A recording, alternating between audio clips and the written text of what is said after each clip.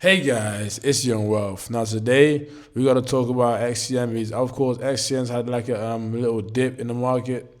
We are down 3% today, which is normal if you just being honest with yourself. Because listen, we still haven't touched that resistance line or the support line. We still haven't touched it, and I think for us to move forward, we're gonna have to touch the green line or this line here, the blue line. Now, when I zoom out, you can see it more clearly.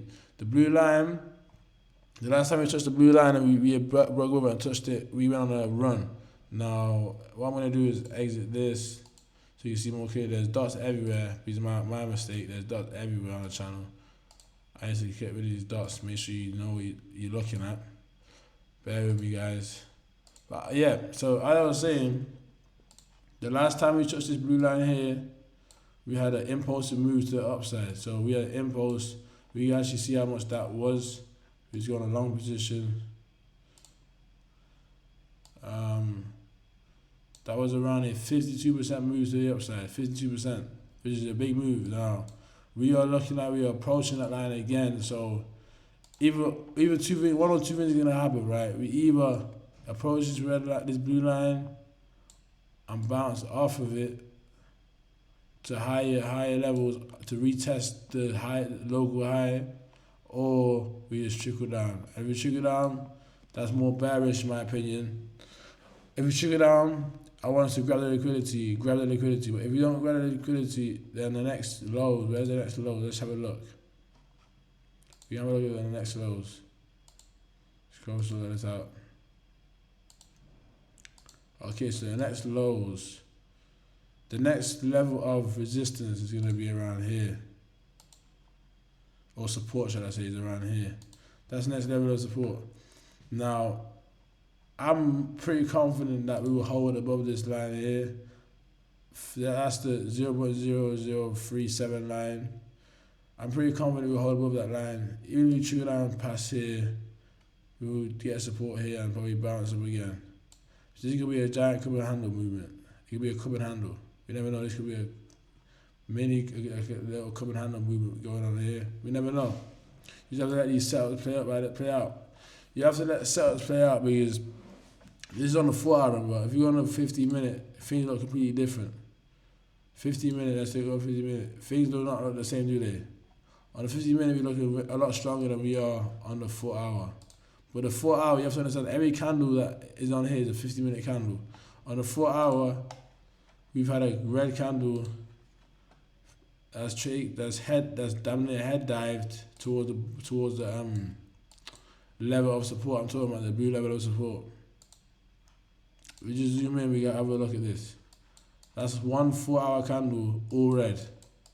One 4 hour candle that's been a whole red candle. Like that's kind of big when you think about it because that's 4 hours of time. And we have another candle that on the 4 hour that's down red, so it looks like we could do a nosedive towards this line here, a nosedive towards this line here. But if that happens, I'll really suggest you buy more XCN, more Zbcn, because that will cost you a lot less. Now the price to buy £1,500 worth is like you 364,000 Zebec back, right? But if you was to buy it at the 3.7 mark, which it probably is going to approach the 3.7 mark, so if you was to buy 1,500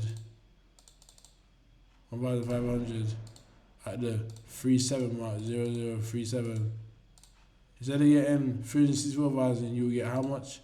405,000. So that's what I tell you guys. Where your entry is it actually is important. It is important where your entry is because I'll tell you right now, if you bought up here, you're still waiting to see a profit. If you buy when it's red and when it's down like this, you are actually dollar cost averaging the right way. Buy when it's red and keep it holding it when it's green. Buy when it's red, holding when it's green. When it's green, you don't want to buy. Like yesterday when it was on the rally over here, you wouldn't want to buy that rally. You wouldn't want to buy the rally, you want to buy it right now. But people have a reverse psychology. They want to buy when it's green because they think they're missing out on something. But there's always going to be corrections, ebbs and flows in the markets. And plus, Bitcoin is very manipulated. Bitcoin right now is very, very, very manipulated because you have to understand all the big players are in this. Michael Saylor's in this. What's his name? Ruben is in this. Ruben Nuez, whatever his name is. BlackRock is in this. The banks are in this. Every big institution owns Bitcoin now. China owns Bitcoin. The government of China owns Bitcoin. The government of USA owns Bitcoin. Donald Trump owns Bitcoin. So of course we're gonna see a lot of manipulation when it comes to Bitcoin's price, but it's not gonna go down that much. It's not gonna go down that much. That was me being honest with you guys because how the hell? Look, listen. We've been rallying since 2022. This is insane. Bitcoin has rallied since 2022. 2022 was 16,000. Now it's 116,000. That's almost a 10x. Almost a 10x. It's around a 7 to 8x. But it's still a 10x already.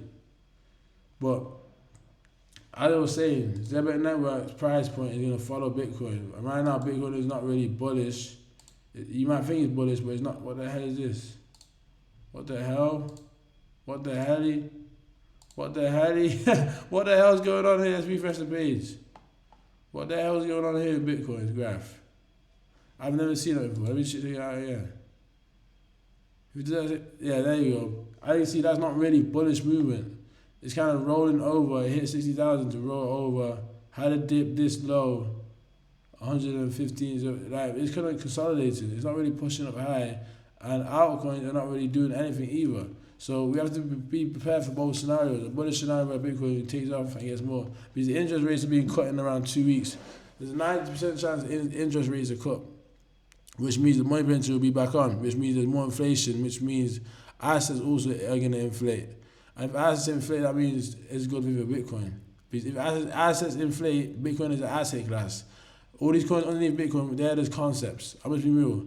Even Zebec, everything is a concept, but these coins are going to be what holds the market strong in the next 5 to 10 years. That's why I'm buying now because, guys, this coin will be in the hundreds of billions in market cap in the next few years. Imagine we hit 100 billion with the market cap today. That is, so secondary supply divided by, so 100 billion. 100 billion divided by secondary supply. Secondary supply is, so that means the price of Zebec will be $1.11. Times that by how much you have there now. 364,000 with a $1,000 investment. With a $1,500 investment, you will get 400K back if we go to $1. If we go to 100 billion in market, which I feel like we can because, guys, stop thinking small. Bitcoin's market cap right now is 2.3 trillion. 2.3 trillion. And you're telling me we can't get 100 billion. What's the percentage on that? 2.3 trillion.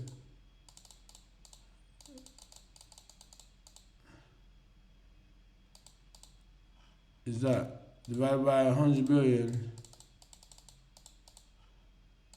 That's like we're asking for 23% of that. 23%. Not only that. It's like, is that the right calculation? I don't even fucking know what I'm doing right now. I'm tired as hell. But I'm trying to give you an example. I might actually just do it. Let me do it properly. Because that right there was trash. I can't finish with trash. So 100 billion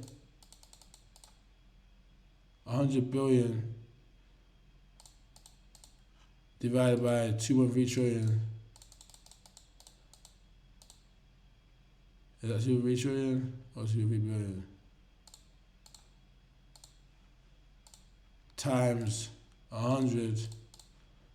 So we are asking for 4%, 4.3% of Bitcoin's market cap. 4.3% of Bitcoin's market cap. That's what we're asking for. 4.3% to hit 100 billion. That's what we're asking for, right? That's not a lot at all. So when you say, oh, that's unrealistic, you have to understand, money print is going to be on, which means there'll be more inflation, means more, the dollar means less. The dollar has less value, which pumps the prices of assets up. Like 100 billion is not even the same as 100 billion in 10 years. That's what I'm trying to say to you guys. So when it hits a dollar, we'll still be eating heavy because, of course, the profits are going to be eroded a little bit by inflation and the dollarization of the dollar. But you're still talking about 300,000 in for $1, 400,000 for $1. You're still talking about 400,000 for $1. Remember, 100 billion market cap, it's 1.11 cents. So you're talking about 400,000, which is going to still be a lot. Even in 10 years, even after all the inflation, 400,000 will still be a lot of money. So never get that twisted. But with that being said, let's see how long we're going. I'm gonna end it right there. I'm on 10 minutes right now. So with that being said, I hope you guys enjoyed the video. It was just well for another one. Peace. Remember, guys, I'm in the hospital right now, struggling with talking speech. My speech is fucked up because I'm in hospital. But I'm gonna try and fix it. But I'm on meds right now that made my speech really bad. So with that being said, I hope you guys enjoyed the video. Like, subscribe, and I'm out. Peace.